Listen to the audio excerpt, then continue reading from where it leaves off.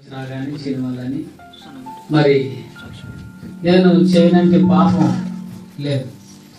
అదే భక్తి అనుకునేవాడిని, పర్వాలేదు క్రైస్తవుని అనుకునేవాడిని. అయితే కైక్లూరులో ఎలేజరయ్య గారు అని ఆయన దీవతాలుక ఆయన సావాసంలో రక్షణ పొంది ఆ ప్రాంతంలో సేవ చేసేవాళ్ళు కైక్లూరులో. అయితే మా మా ఇంటికి వచ్చి మీరు రక్షణ పొందకుండా పరలోకం దొరకదయ్యా, అలా అలవాటుగా నామకార్థంగా ప్రార్థనకి వెళ్ళినట్లయితే మరి అన్యుల కన్నా మరి సరిపోగానే నరకం కాసుకుని ఉంటుందని చెప్పారు. ఇక అప్పటి నుంచి నేను రక్షణ పొందాలని ఆశ వచ్చేది. కానీ కైక్లూరు వెళ్ళేవాడిని. ఇక మా ఊరిలో మందిరం విడిచిపెట్టి కైక్లూరు వెళ్తే ఒకరోజు అయ్యగారితో దేవుడు మాట్లాడి, ఇప్పుడు ఆయన మారు మనసు పొందాలని ఆశగా ఉన్నాడు, మీరందరూ వెళ్ళి ఆయన కొరకు ప్రార్థన చేయండి, ఆయన రక్షింపబడతారని చెప్పారంట. మాకు ఆ దినాల్లో కిరాణా కొట్టు ఉండేది, కిరాణా వ్యాపారం సాగేది. మాకు చెప్పకుండానే వచ్చేసి అయ్యగారు మరి 10 మందిని తీసుకొచ్చి నన్ను మధ్యలో కూర్చోబెట్టి ప్రార్థన చేసినప్పుడు వారు మీద నా ఆత్మ నా మీద బలంగా దిగింది. నేను మరి మధ్య నుండి 3 రాత్రులు 3 పగళ్ళు ఎలా పొద్దుగుకుంది, ఎలా మరి తెల్లవారంగా నాకు తెలియదు. నా పాపాలని ఒప్పుకుంటామంటే అసలే కోడిని మెడపైకి వచ్చి అలా విడిచిపెడితే తన్నుకుని అలాగా నా యొక్క పశ్చాత్తాప హృదయంతో నీ పాపాలని ఒప్పుకున్నా, దేవుడు దర్శిస్తాడులే ఇంకా అని నేను అనుకుంటున్నా. ఒక గంభీరమైన స్వరంతో వచ్చి మధ్యాకాశంలో ప్రకాశమైన ఎలుగుతూ ఉన్నాడు, నాతో మాట్లాడతాననుకుంటున్నా. సాతాను ఓ పక్కన అంటుంది, అది ట్రైను శబద్ధం కానీ మీ దేవుడు శబద్ధం అనుకుంటున్నావా అన్నారు. అప్పుడు నాకు అర్థమయ్యి ఫోర్స్ అవుతానన్నాను. మళ్ళీ 15 రోజులు ప్రార్థన చేసుకున్నాను. 15 రోజులు కఠినమైపోయి మరి నా కొరకు ప్రార్థన చేసి ఆయన ఒక రాజులు వారు, సల్మాన్ గారు మీరు ప్రార్థన చేస్తున్నారు, ఒక పక్కన పంట నేల, ఒక పక్కన పంట చేను ఉంది, ఒక పక్కన కారు పొలం ఉంది, నీవు ఇంకా ఏదో దాస్తున్నావయ్యా అని నన్ను అడిగినప్పుడు, ప్రార్థన చేస్తున్నారు, ఒక పక్కన పంట నేల, ఒక పక్కన పంట చేను ఉంది, ఒక పక్కన కారు పొలం ఉంది, నీవు ఇంకా ఏదో దాస్తున్నావయ్యా అని నన్ను అడిగినప్పుడు లేదు అన్ని ఒప్పుకున్నాను. నా మనస్సాక్షి ఒక పాపాన్ని దాచాను, ఆ పాపం దాయడం వల్ల 15 రోజులు నాతో మాట్లాడలేదు. ఆ రాత్రి పశ్చాత్తాపం నా మీద దేవుడు పంపించి ఆ పాపాన్ని ఒప్పుకున్న తర్వాత దేవుడు నాతో మాట్లాడి, ఈ సావాసం ఏంటో మరి ఈ యొక్క ప్రార్థనలు ఏంటో నాకు తెలియదు. కానీ దానిలో నేను చూడలేదు. కానీ ఒక స్థలంలో మా ఊరు పక్కన ఒక మరి డ్రైనేజీ కాలువ ఉంది. ఆ కాలువ కాడ మరి ఒక డేరా వేసుకుని బైబిల్ చదువుకున్నారు ఎవరు. ఇంతలో మాకు ఏం జరిగిందంటే, నా భార్య నేను ఒక స్థలంలో చెరువు గట్టి మీద వంట చేస్తాను. ఆ వంట కానించి నిప్పు రవ్వ అంటుకుని నీళ్లలో నుంచి వెళ్ళిపోయి అవతల కట్టిన 10 ఎకరాలు గడ్డు వాము ఉంటే దానికి అంటుకోవాలి. మన దగ్గర నుంచి వెళ్ళింది ఇన్ని మంట, ఆత్మీయ అగ్ని అని నాకు తెలియదు. మమ్మల్ని ఎలా అయినా బంధించి జైలు లేకపోతే మరి ఖరీదు కట్టిస్తారని భయంతో పరిగెత్తిపోతాను నేను. ఇటు యోహాను చిన్నపిల్లడు పాల్తున్నాడు, ఆవిడంటూ అలాగే ఇద్దరిని వదిలేసి నేను వెళ్ళిపోతుంటే నా వెనకాల 3 పరిగెత్తిపోతున్నారు.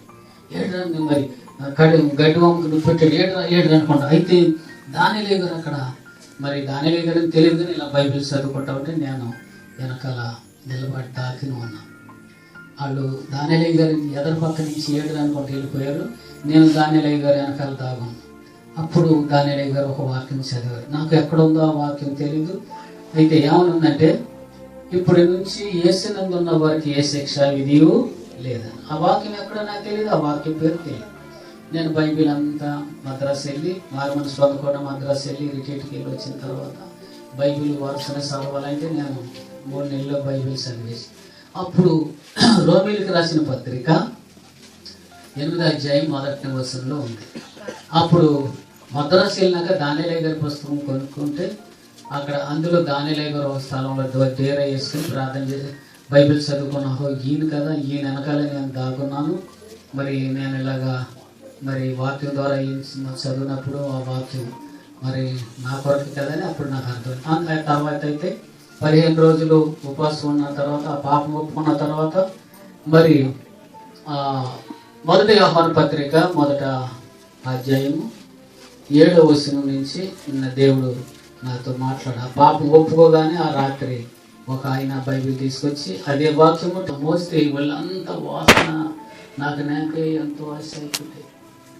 ఈ రకంగా కుటుంబంలో అశాంతి వచ్చేసింది. రోజు 400-500 మరి కొట్లో మిగిలయ్యి కుటుంబం బాధ అంటే తెలిసేది కాదు. ఇప్పుడు 5 పిల్లల బళ్ళకి చదివించాలని ఎంతో కష్టమే.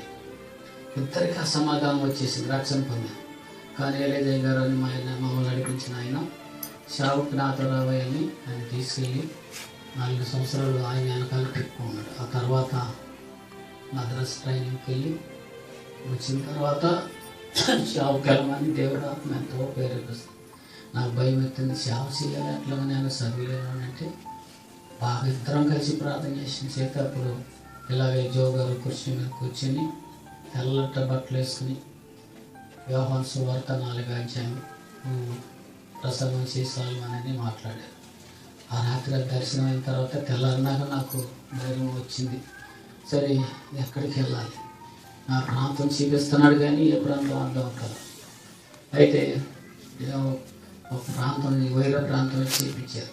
ఇక నేను యోహాను వచ్చి చూసి వెళ్ళి మరి ఇక నా పిల్లలు బోలా చదువు నర్సింగ్ చేస్తుంది, రాహేలు 10th చదువుతుంది. ఇక వాళ్ళని అక్కడ పెట్టి మా అత్తగారిని పెట్టి ఇక్కడ ఇంటికాడ కైకిలూరులో మా ఇద్దరం యోహాను వేసుకుని వచ్చేసి వైరకు వచ్చిన తర్వాత యోహాను తెల్లారినాక పేసి పెట్టాడు. నేను ఇక్కడ ఉన్న సర్వం నేను కైకిలూరు వెళ్ళిపోతా. ఇదేంటి ప్రభు మీరు ఈ ప్రాంతం వెళ్ళమని చెప్పారు కదా, మరి ఏంటి పేసి పెడుతున్నాడంటే అని మళ్ళీ ఇద్దరం ప్రార్థన చేసాం. వాడంతటా వాడే కాలేజీలో చేరి నేను చదువుకుంటానంటే మీరు పంపించినట్లుగా, లేకుంటే మరి వాడు ఇలా పేసి పెడితే మరి మీ సిద్ధం కాదేమనుకున్నా ప్రభు అంటే ఆ తెల్లారి పొద్దున్నే నేను ఇక్కడ కాలేజీలో చేరి చదువుకుంటానని వాడి ద్వారా దేవుడు మాకు ఒక నిదర్శనం ఇచ్చారు. ఆ రకంగా కాలేజీలో చేరాడు. 2004లో వాడికి యాక్సిడెంట్ అయింది. వాడు చనిపోతే మేము 100 కట్టుకుని వెళ్ళిపోతాం. వాడు తోటడు చనిపోయాడు, వాడిని బతికించాడు. అలాగే 2010లో నా భార్య ఎక్కడ యాక్సిడెంట్ చనిపోవాల్సిన పరిస్థితులు 9 కుట్లు పడి కోమాలోకి వెళ్ళిపోయినప్పుడు ఐసీలో పెట్టారు. చాలా ఆవిడ చనిపోయిన శావ పరిస్థితి అని ఈ రకంగా సైతానుడు మరి ఇక్కడ శావ సైతం చాలా ఆటంకాలు పెట్టాడు సైతానుడు. కానీ దేవుడు ఆయన పంపించాడు కనుక మమ్మల్ని స్థిరపరిచి ఇక్కడ పేరాలు నిలబెట్టుకుని చిన్న సేవ దేవుడు జరిగిస్తున్నాడు. కనుక ప్రియులరా, నేను చేసిన దొంగతనాలు, వ్యభిచారం, మరి క్రియలు అన్నీ కూడా నేను దేవుడు ఆత్మ నా మీదకి వచ్చినప్పుడు ప్రతి ఒక్కరి దగ్గరికి వెళ్ళి వర్గాలను పెట్టుకుని సేవ.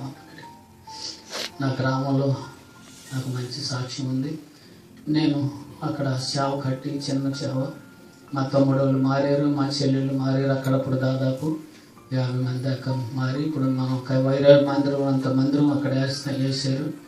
మరి పెద్ద సేవకులు అయితే మీ ఊళ్ళో చేసుకోవచ్చు కదా, వైరా ఇంటికి వెళ్ళారన్న.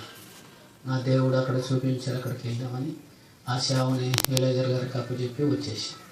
కనుక ప్రియులరా, సేవ చేయటం కష్టమే, ఎంతో నమ్మకం. ఒక దినమున ప్రభువును గుర్తిరిగి ఆయన రక్తము చేత మార్చబడితిని.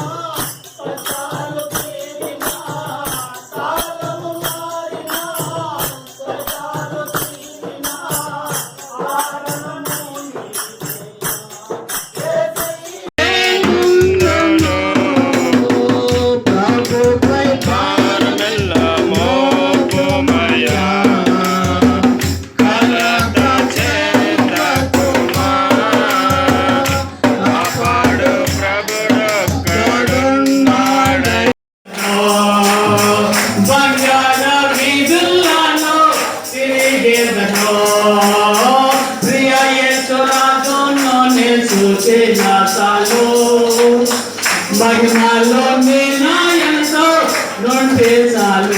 ఏమండి పేదలు ఏమనుకుంటుంది? నువ్వేది బంగారు మెండ వేసుకోవచ్చు, నాకేం లేకపోయినా పర్వాలేదు, బంగారు వీధిలో తిరుగుతాను, యేసయ్యతో ఆనందిస్తాను. పేదలాదరు యేసయ్యతో ఆనందించాడు. అబ్రామును అనుకున్నాడు, దగదగా మెచ్చిపోతున్నాడు. పాతాళములో ధనవంతుడు కేకలు వేస్తున్నాడు. ఎలా ఉన్నావు నువ్వు? పరీక్షించుకో. చూసారా, గిచ్చోని గెలిపించిన దేవుడు ఆత్మయుద్ధంలో నిన్ను గెలిపించలేడా?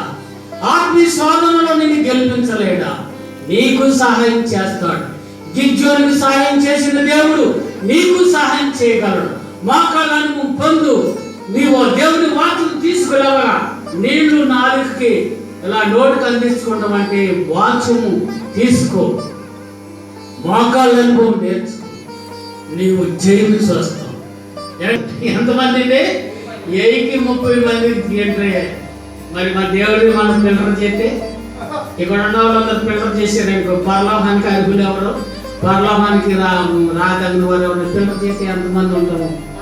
కనుక ప్రియులరా, మాట నమ్మి దేవుడి కొరకు బ్రతకండి. మనం తీసుకెళ్తాక రాబోతున్నాడు. నీ ఉట్టు చేతులతో ఉంటే కుదరదు. దేవుడు చెప్పినట్లుగా మోకాళ్ళు అనుకుని దేవుడు వాక్య ప్రకారంగా నడుచుకుని మోకాళ్ళు అనుకుని ప్రార్థన చేయండి. దేవుడు తప్పకుండా పరలోకం ఇస్తాడు. ప్రార్థన చేసుకుందాం. వారికి పరలోకము లేదు. పిరికితనం నీకుందా? దేవుడు కొరకు నిలబడలేవా? చేయండి ప్రార్థన. ఎవరు మౌనంగా ఉంటారు? ప్రార్థన చేయండి.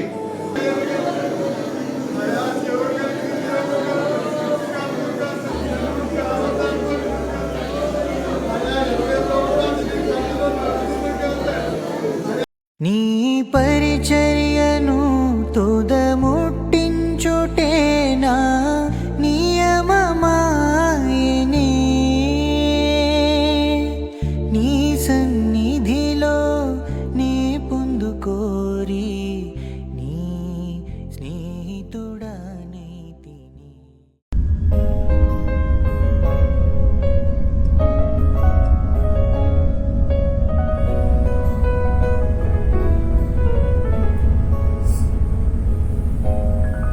క్షణికమైన ఈ లోకము కొంతకాలమే.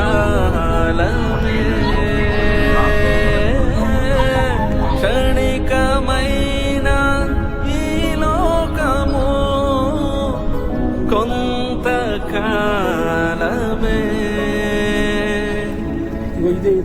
శాశ్వతమైనది పరలోకమే.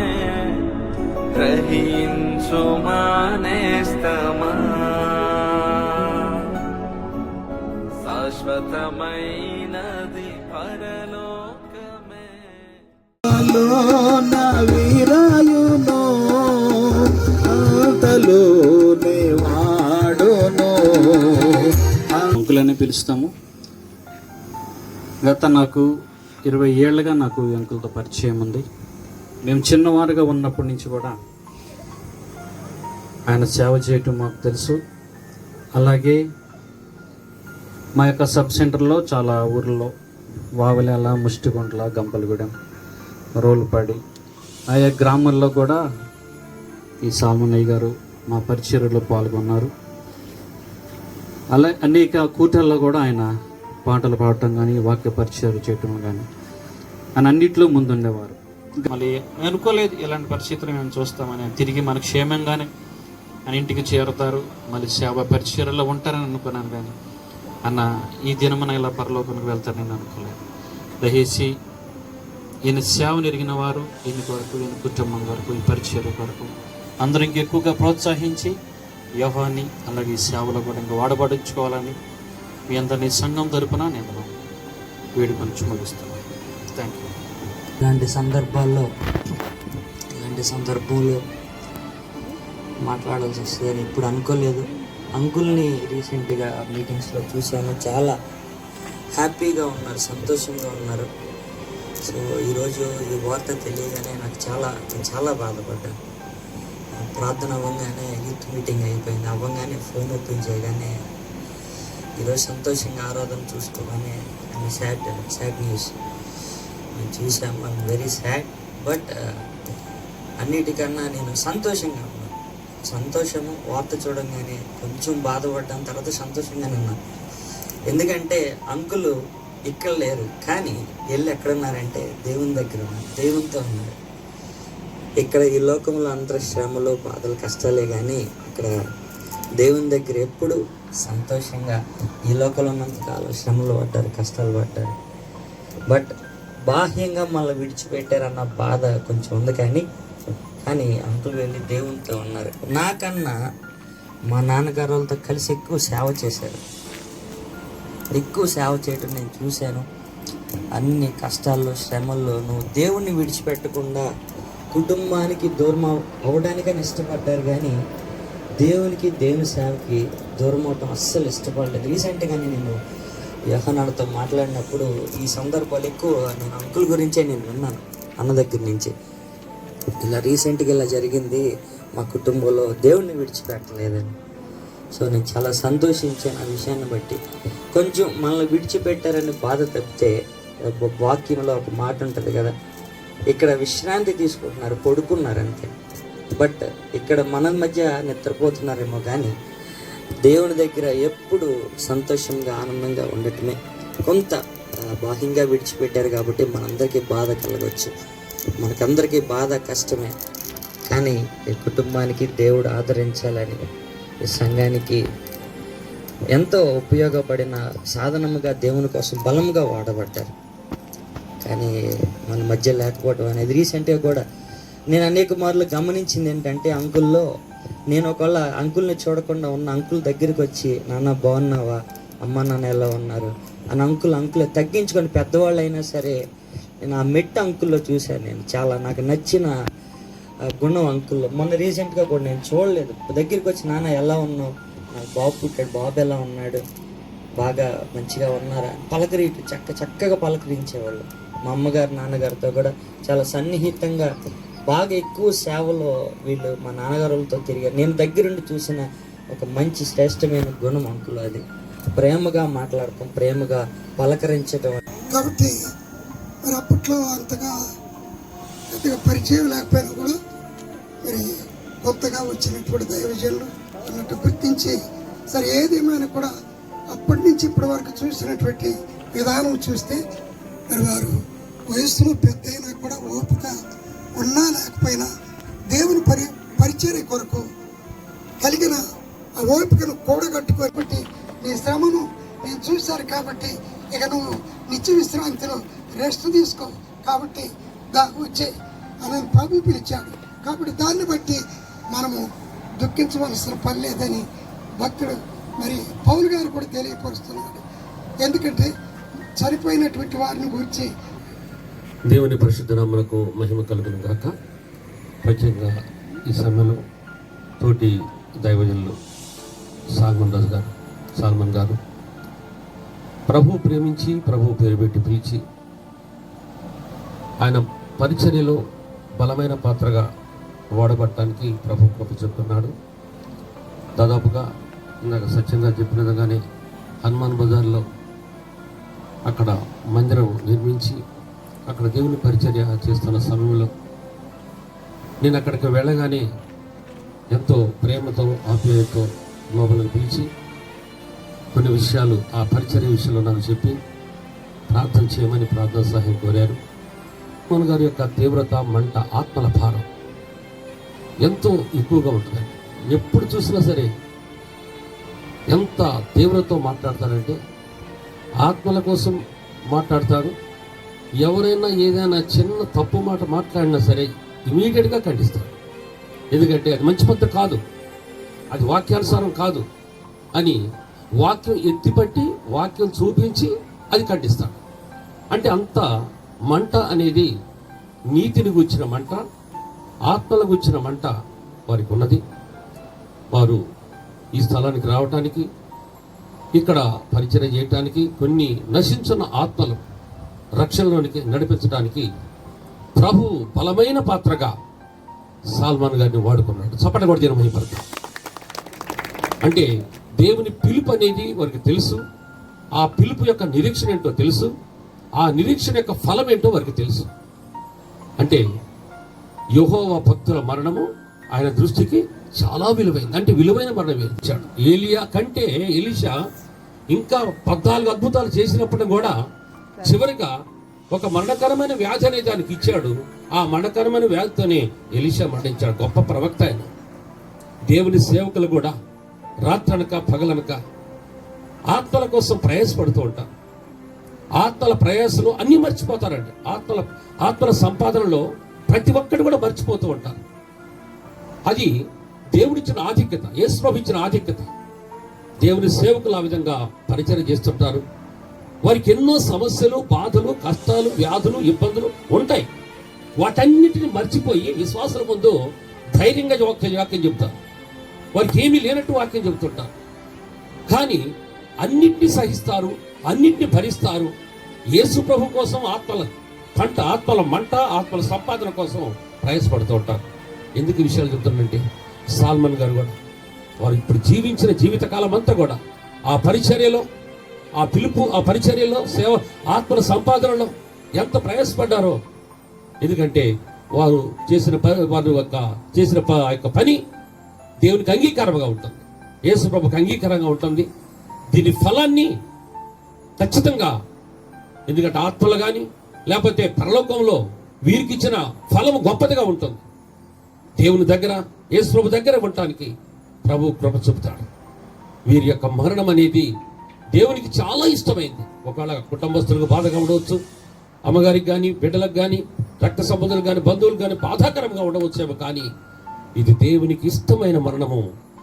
ఇక ఆత్మని పరలోకంలో ఉంచాడు. దాన్ని బట్టి మనం సంతోషంగా ఉందాం. నాన్నగారు మాకు చాలా పరిచయస్తులు. ఎందుకంటే మాకు ఈ కుటుంబానికి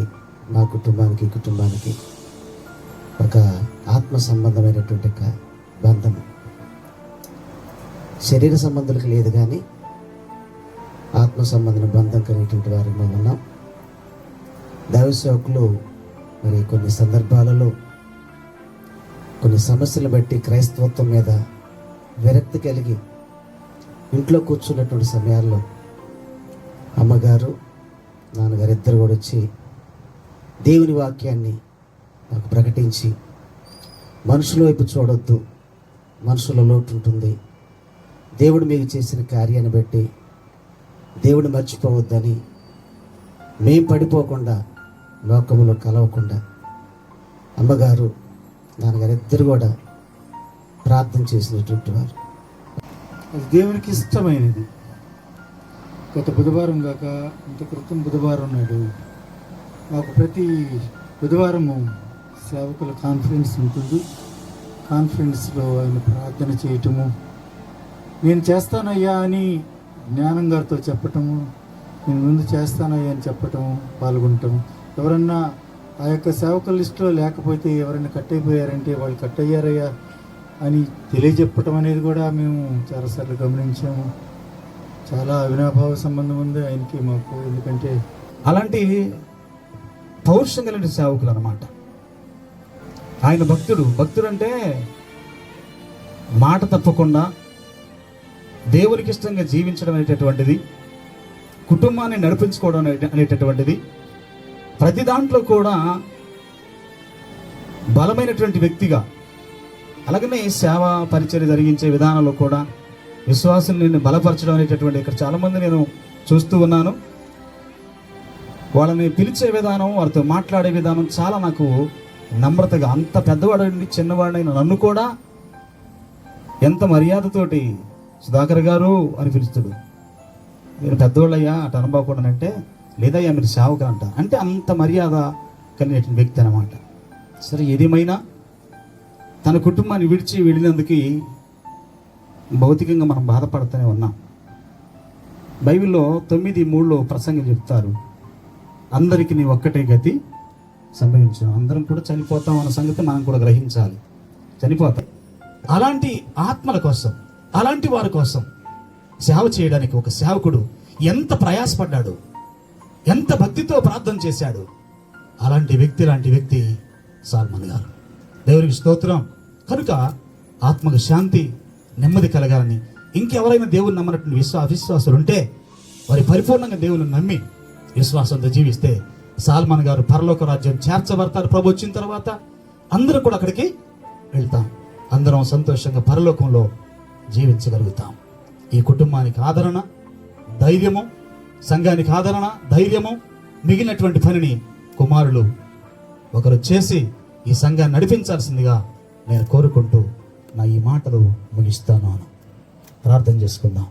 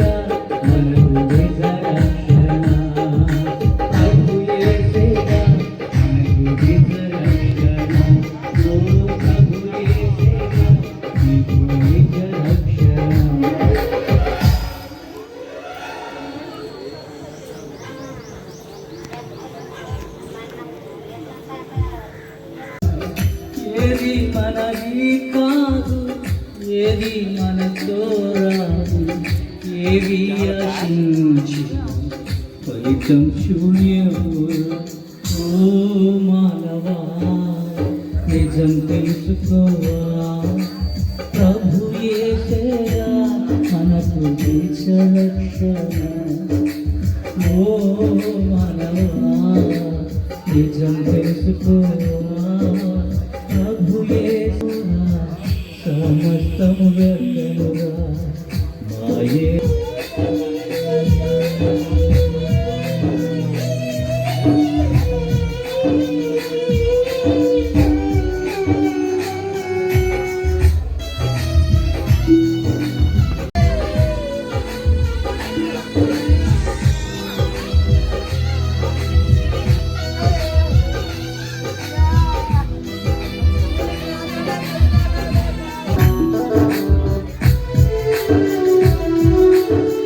ధనము సంపాదించి పేరు సంపాదించి తిరుగేలేదంటూ మరణించారెందరో.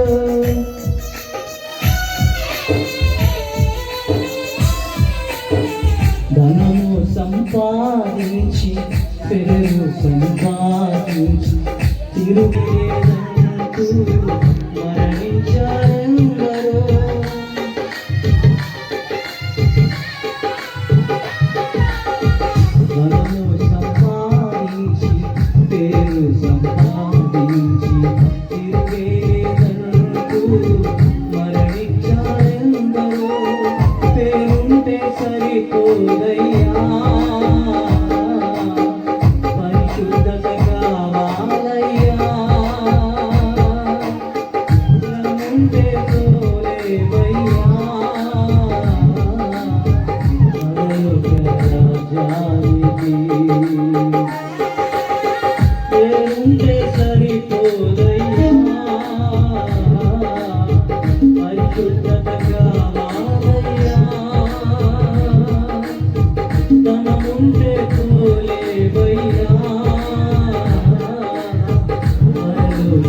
రాజానికి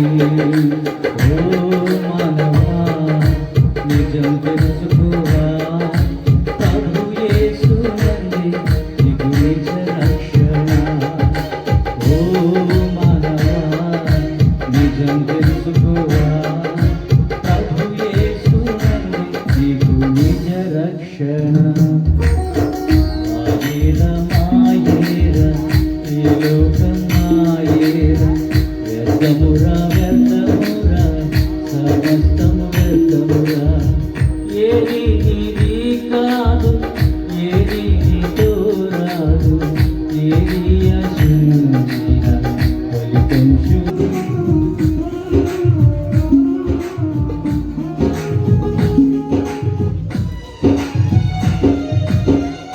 ఏసే మార్గము ఏసే సత్యము ఏసే జీవము ఏసే సర్వము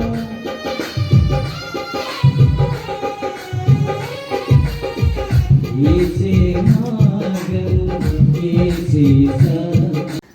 ఆయన మరి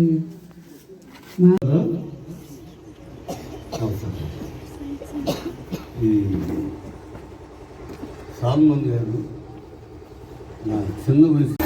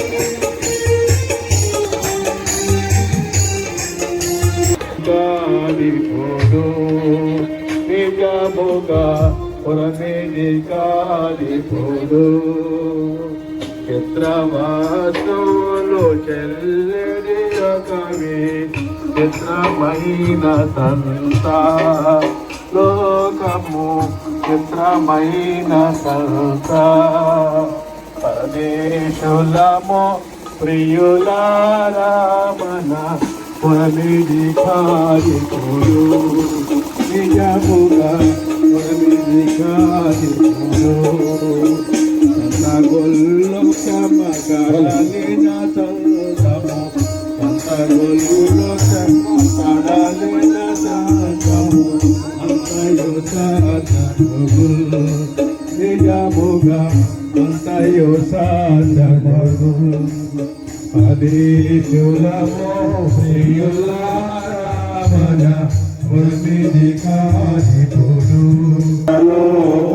స్థిరము పదేశులము ప్రియులారామన పదేశులము ప్రియులారలు మేరగు సరకులు పడై కనపడవి నిజముగా పడై కనపడవి పదేశులము ప్రియులారామన పదేశులము ప్రియులారామన పురమిది కాలిపోదు నిజముగా పురమిది రాజవకు నిజముగా పురమిది కాలిపోదు యేసునందు విశ్వాసం ఉంచిన యేసునందు విశ్వాసం ఉంచిన వాసిగని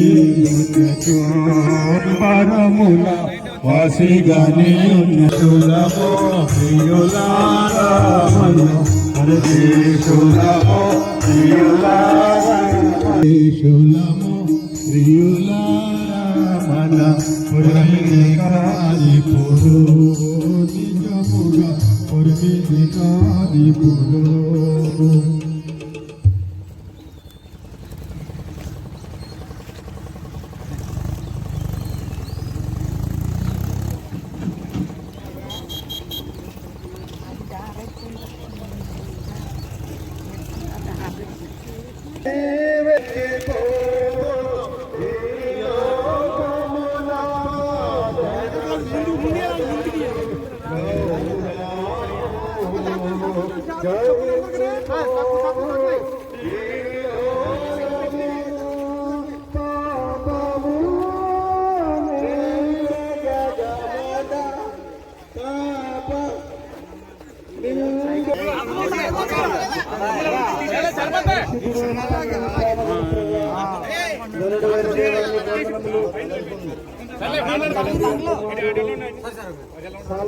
బట్టి ప్రార్థన చేస్తూ ఉన్నాం తండ్రి. ఈ గ్రామం నుండి లేకపోయినా ఆ ప్రాంతంలో అనేక ఆత్మల కొరకు పోరాటం చేసి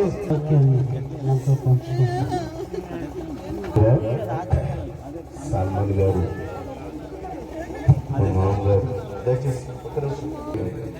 దేవుని సేవ చేసి ముగించి ఆయన పంచుకుని దేవుని రాజ్యం చేర్చబడ్డారు.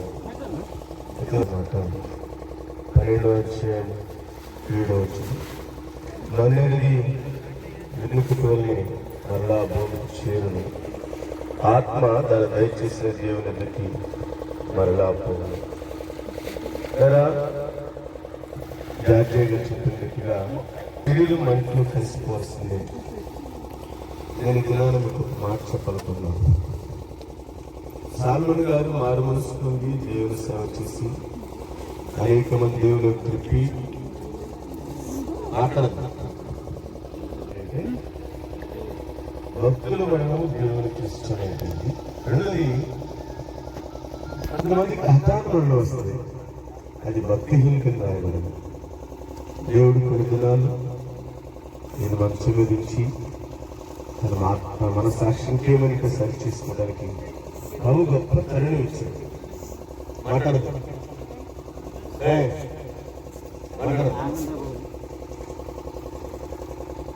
ఇది నేను చెప్పకపోతే ఆత్మ దాని దయచేసి దేవుని ఎదుర్కొన్నారు. సాల్మన్ గారు మన ముందు సేవ చేసి దేవుని రాజ్యం చేర్చబడింది. బ్రతికున్న మన ఆత్మ విషయమై దేవునితో కలుసుకున్నావా లేదా? వారి బిడ్డలని మనమేనక చేర్చబడిన మనందరూ కూడా ఈ ఆత్మ రెండు ప్రాంతాలకు వెళ్ళాలి. ఒకటి పరలోకం, రెండు నరకం. పరలోకంలో చేర్చబడాలంటే ప్రభు యొక్క రక్తంలో కడగబడిన అనుభవం కావాలి. ఈ అనుభవానికి దేవుడు ఇచ్చిన కరుణ ఏంటంటే దేవుని సేవకుడు వాగ్దానించాడు, ఆయన పని ముగించాడు. బాబు చెప్పినట్టు ముగించి ఇంటికి వెళ్ళాడు, కానీ ఇంటికి వెళ్తాడు. కానీ చేర్చబడిన మనం మన ఆత్మ విషయమై ఎలా ఉన్నాం? ప్రభు యొక్క మనము కూడా ఆయన రాజ్యంలో చేర్చబడే ఆ మనస్సాక్షితో మాట్లాడగలుగుతుందా? ఇది మనందరం పరీక్షించుకోవాల్సిన సమయం. ఈ కుటుంబం కొరికి మేము ప్రార్థన చేస్తున్నా, మనందరం ప్రార్థన చేస్తున్న విషయం అయితే వారి బడిని సేవలు కొనసాగించాలి. రెండోది, ఇక్కడ చేర్చబడి మనం అందరం కూడా మన ఆత్మ విషయమే ఒకసారి ఆలోచించాలి. జెఫన్యా గ్రంథంలో ఒక మాట రాయబడింది, గాలి కాలం గతించిపోతా ఉంటారు. ఆమోసు గ్రంథ ప్రవక్త రాశాడు, ఇది చెడు కాలం కనుక దుష్టుడు తన దుష్టత్వాన్ని విడిచి కీడు విడిచి మేలు వెతకమని వాడుతున్నాడు. ఈ దినాన ఈ మరణం గురించి మనం తెలుసుకోవాల్సిన అంశం ఏంటంటే మన కేవలం కాలం ముగించబడిపోతా ఉంది. ఎప్పుడు ఏదో దినాన మనందరూ లోపల పెట్టవలసిందే. సాల్మన్ గారు దేవుడు రాజ్యం చేస్తున్నట్టుగా ఎవరైతే ఇంకా ప్రభువును తెలుసుకోకుండా ప్రభు రక్తంలో కడగబడుతున్నారు, దయచేసి సేవకులకు తెలియపరుచుంటే ఇది చెడు కాలం. గాలికి కొట్టి ఎగిరిపోయినట్టుగా కాలం గతించిపోతాం. కీడు విడిచి మేలు వెతకండి. ఈ కార్యక్రమాన్ని ప్రార్థన చేసిన తర్వాత దేవుని సేవకులు కొన్నికలుగా ప్రేమించున్న మా పిల్లల తండ్రి, పరిశుద్ధ వీళ్ళందరి కొరకే నీకు వందనాలు, స్తోత్రాలు. ఈ యొక్క సమాధి కార్యక్రమం మీరు ఘనంగా జరిగించారు.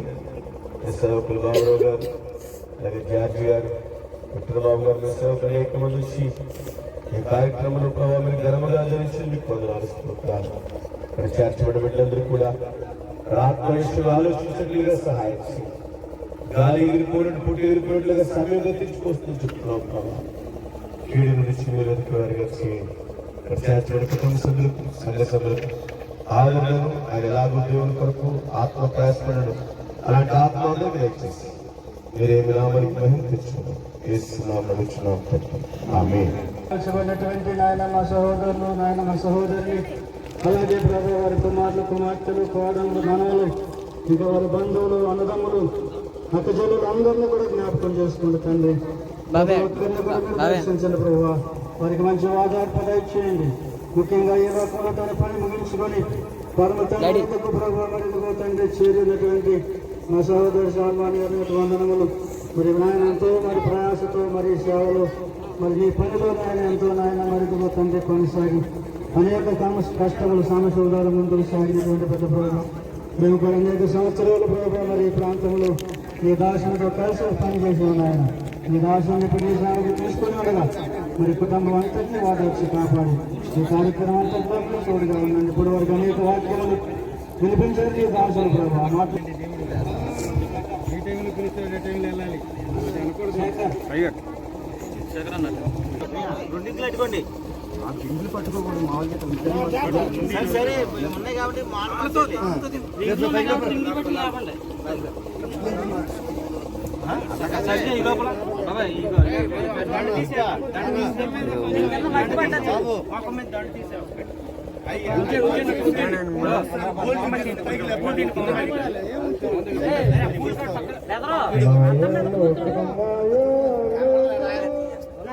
లోపల మొహం కనపడే